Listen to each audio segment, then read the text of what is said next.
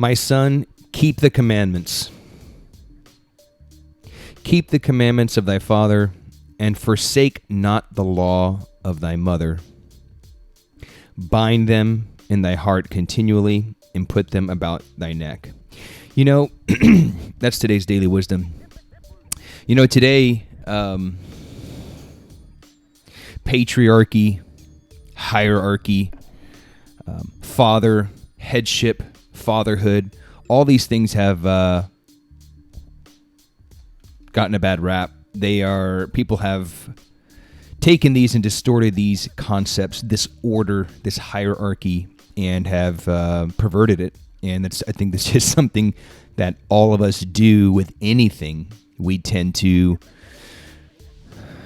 pervert what God has created. I think that's just maybe in our nature, because you see that all over humanity. You see that all over the Bible. You know, Israel, which means he who wrestles with God, right? And that's us. We are Israel. We are constantly wrestling with God. And just think about it from a parent perspective. Like, our kids are always going to wrestle with us. They're always going to challenge us, you know, et cetera, et cetera. But fatherhood, manhood, masculinity, all that has become perverted. And there are men that are out there, unfortunately, who intentionally pervert that for power. And I can see, you know, from a woman's perspective, how dangerous that can be, right? But God created the hierarchy. God created our entire creation is based on a patriarchy. And here in the wisdom, we are called to keep the commandments of the father, but also at the same time not to forsake the law of the mother. The mother is, think of, I'm not sure, I think it was a recent book I just wrapped up, and this guy broke down submission really well. You know, when you read Genesis, submit sounds pretty, you know, when the woman will submit to her husband, that sounds kind of like oppressive, right? And in the Old Testament, actually, it does mean God did mean what he said when the woman will submit to her husband, like she will come under his rule. That was like her, lack of better words, her price to pay as a result of her original sin. But then as Jesus comes, you know, Jesus lays, as Jesus, who's God, who comes to us in the New Testament, he kind of lays the order. And then he says, when he talks about submission of woman to man, it's more of submission in terms of like working alongside him, assisting him in the mission, submission. You are under his mission, and so you are his colonel, you are his general underneath, under his command, but also to serve alongside his mission, right? Which is why God ultimately took woman from the side of man, right? So if you think about it, if you ever wondered, well, why did he take the rib, right? Why didn't he take, I don't know, an arm, you know, your humeral bone or your, you know, femur? Why didn't he take that? It's because if he would have taken your femur, if he would have taken Adam's femur and created woman, she would have been below him, right? If she would have taken a neck higher, you know, his arm or something like that, she would have been higher than him. But he took the rib from Adam because he took her from his side to show that she is equal to him in dignity, instead not equal in ordination because the man is the head, but she is equal to him in dignity. And we see that in today's wisdom. And last month, Bryanna and I were celebrating our anniversary, and we went and stayed on the island. We're in a little condo for like 4 days. And we were talking a lot about this. We're contemplating on the 10 commandments, you know, because he says, keep the commandments. And it's, many people argue like, oh, you don't need to keep the commandments anymore. You know, that's old tradition. You know, if you keep the 10 commandments, you got to keep all the law, all 600 plus, and that's not the case. But we're contemplating on the 10 Commandments. And Jesus says over and over throughout the gospel about keeping the commandments of his Father. He says, if you love me, then you will keep my commandments, right? That's John 14, verse 15. He also says, why do you ask me about the good? There is only one who is good. If you wish to enter into life, keep the commandments. That's Matthew 19:17, right? So the commandments seem to be pretty important, obviously, to God, but also to Christ who comes, who is God incarnate. Right, so one thing my wife and I were talking about is like, we really need to be better about our faith because, like, at that moment, it's like we kind of knew the 10 Commandments, but do we know them by heart? Can we? If you know them by heart, only then can you live your life by them, right? Only then can you live your life by them. So it's like, what are the 10 Commandments? Like, we should quiz each other on this on a regular basis, and so. Throughout the day, we're like, 4th commandment, what is it? Throughout the day, 7th commandment, what is it? Right? And so, 1st commandment is, I'm the Lord your God. You shall not worship false gods before me. Here's how you can tell if you have created a false idol before God. Here's an easy way to test this out.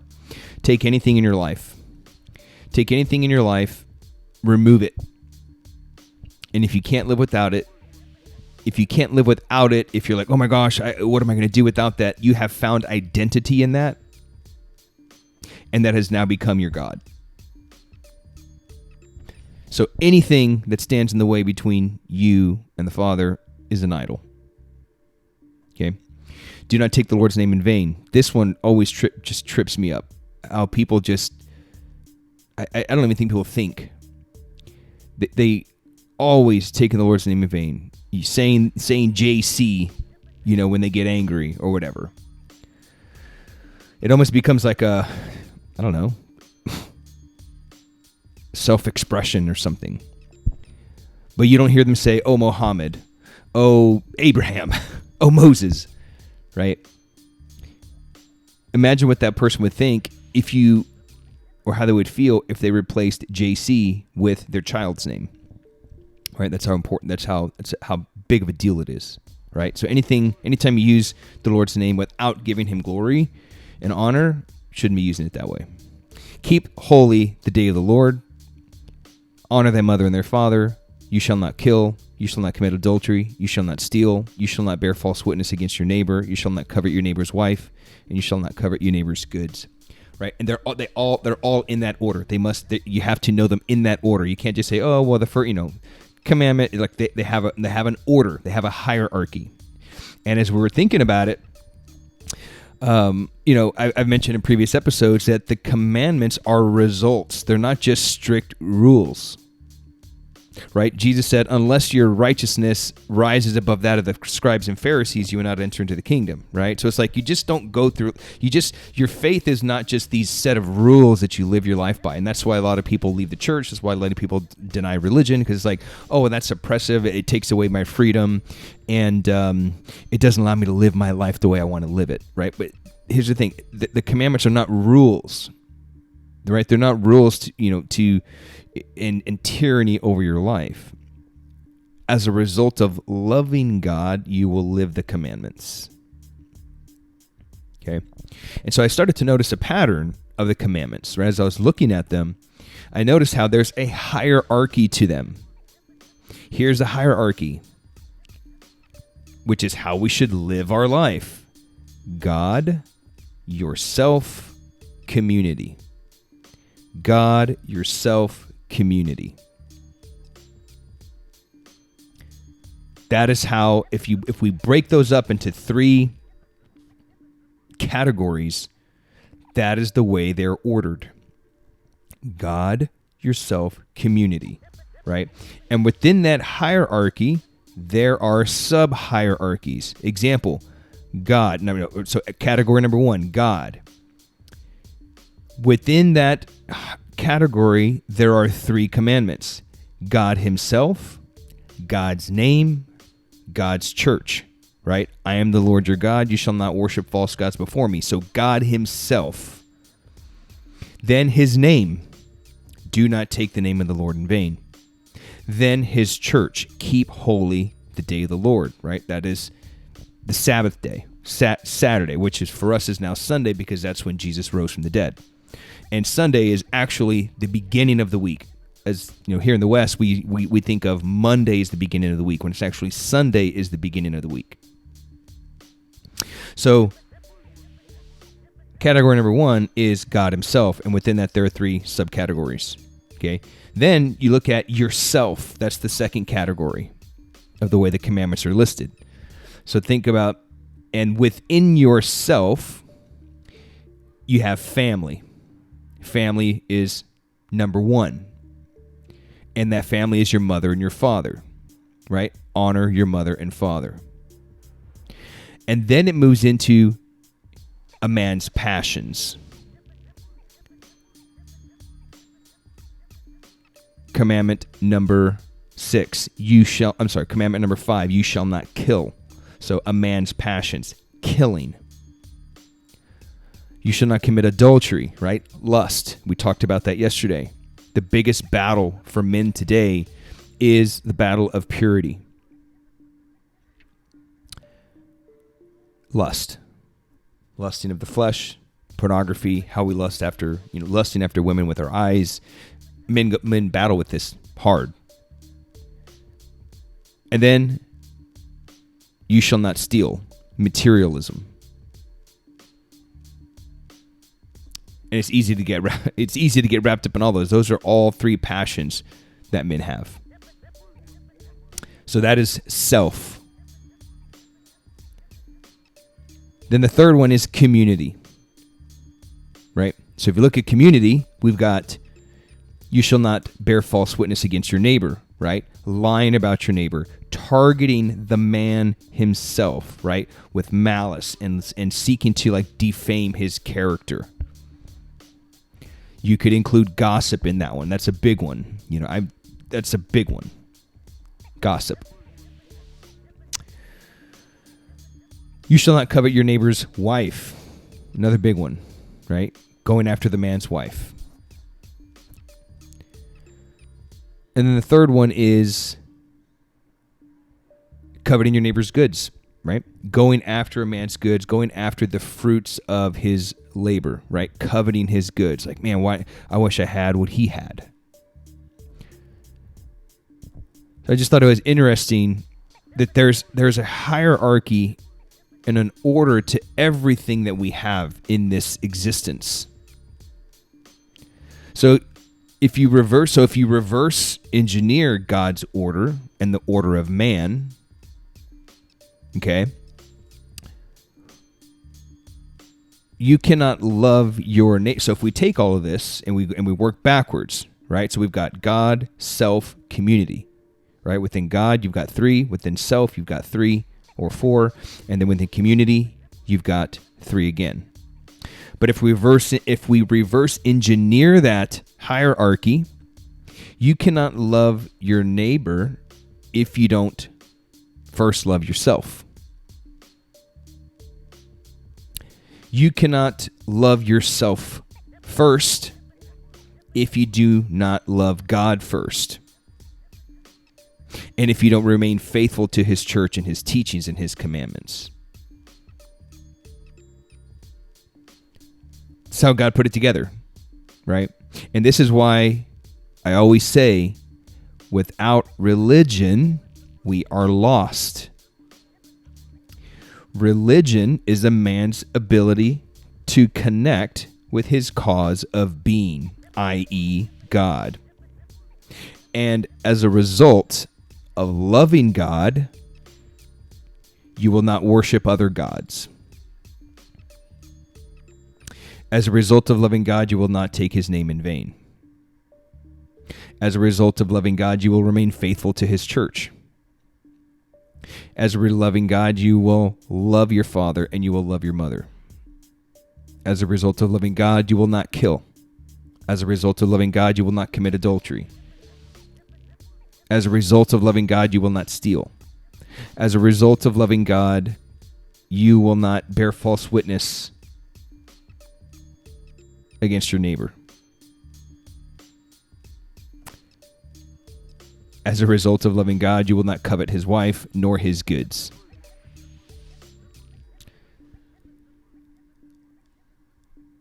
Men thrive on structure. Men thrive on order. And God is order. From the very creation of man, how everything works, the way the moon works with the ocean and the sun, and the way the dew that comes up from the ground and how it nurtures the grass, like everything has order. A subject without an object is chaos. If we don't have anything to subject ourselves to, our life is chaos. Right? Think about like a fitness routine and a strength training team. Without a program, without a strategy in place to subject yourself to, life is chaotic. You're just kind of like the tide of life. You're getting pulled and thrown here and there, right? Without having a training routine, without having an eating strategy put together, without having look at me doing these deadlifts every single day. This is day 69, and I completed 84 days. Without some kind of structure in place, I already crashed and burned the first 7 days of this experiment. I really didn't have a strategy. I was like, you know what? Here's what I'm gonna do. I'm gonna set a timer for 20 minutes, 25 minutes, and I'm just gonna do this. No, crash and burn by day 7, pure chaos. But the moment I instituted a strategy, the moment I instituted a structure, things took off. And I didn't overtrain again since then. And eventually, after 30 days, I added 50 pounds to a training max. And at the end of 60 plus days, I added another 40 pounds, 90 pounds to a training max by deadlifting every single day. Right? We can look at this in all areas of our life, all 5 elements of the strongman. Men thrive on structure. Men thrive on order. And that is God who is order. And from the very beginning, he brought everything into order. And quite frankly, man, this is one of the things I love about my Catholic faith. I was in North Carolina, and I was talking to somebody, and I don't know how the subject came up. And I was just like, you know what? I love my Catholic faith. I just love everything about it. I love every aspect of it. I love the order. I love the structure. I love everything about it. And I can't imagine my life without it. It's one of the hidden gems of the Catholic faith. Order. A complete and repeatable structure to live your life by.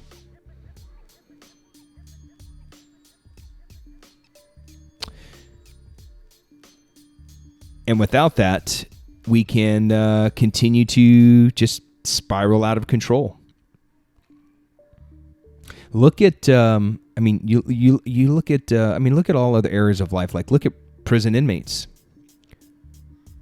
They have order, they have structure to their day. They know what they're doing when they're doing it. When they get out of prison, many of them end up going back because they lack that structure.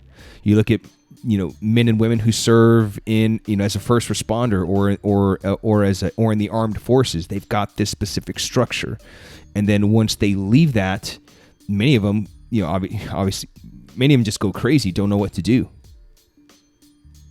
They lack that structure, they lack that order, and we see this subjection to God and whatnot throughout the whole entire Bible. If you look at one of the readings from today, there was St. Paul and Silas were in jail, right?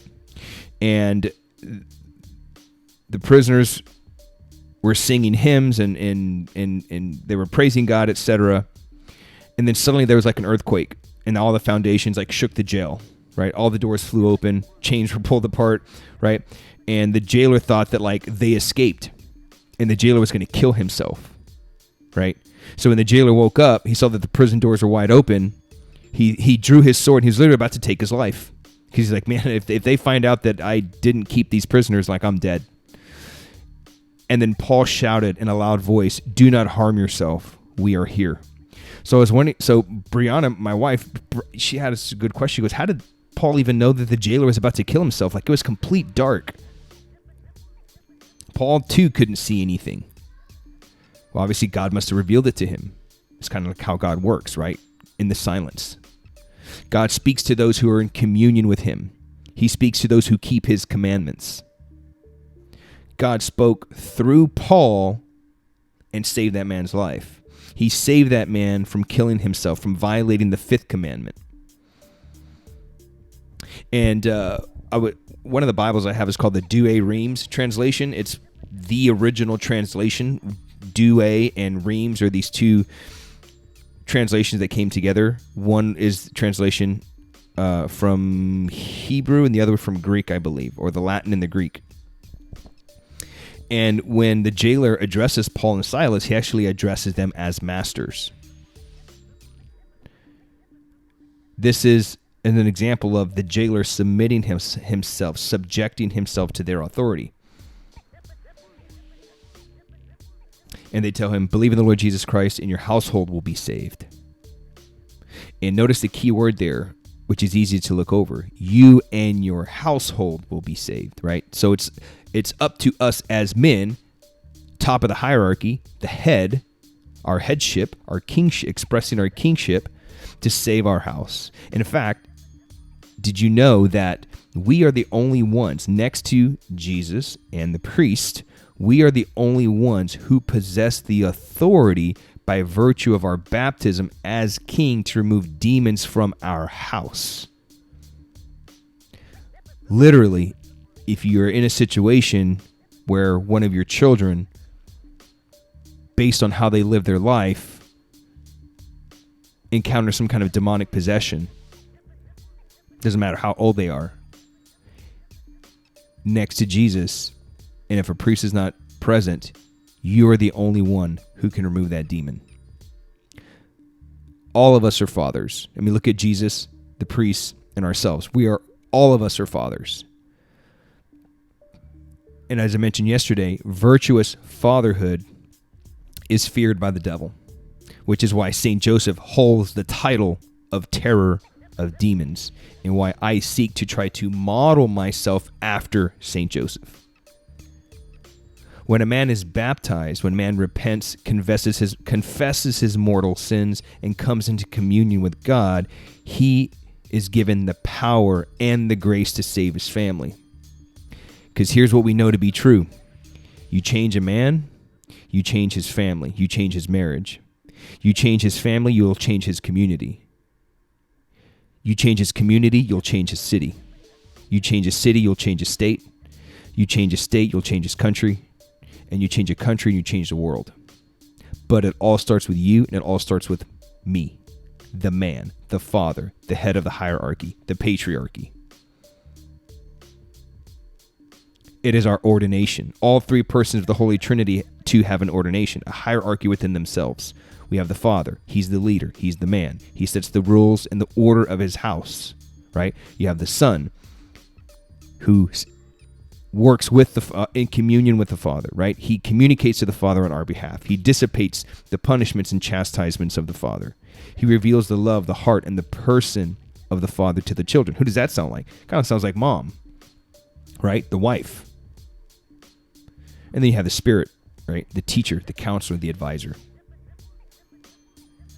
But this all comes down to order. This all comes down to the hierarchy and the patriarchy instituted by God himself, not some social construct.